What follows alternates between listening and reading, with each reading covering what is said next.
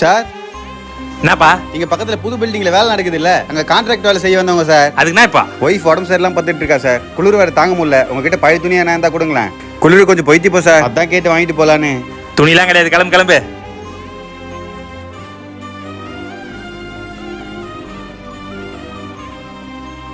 Bro bro ஒரு நிமிஷம் இங்க வாங்க.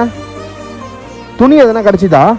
இல்ல சார், நிறைய பேர் கேட்டு பார்த்துட்டேன், யாருமே இல்லைன்ட்டாங்க சார். ஒன்று பண்ணுங்க, ஒய்ஃபுக்கு ரொம்ப முடியலன்னு சொன்னீங்களே, இப்போதைக்கு இதை வச்சிங்க, நாளைக்கு எதனா பெட்ஷீட் எதனா வாங்கிட்டு வந்து தரேன்.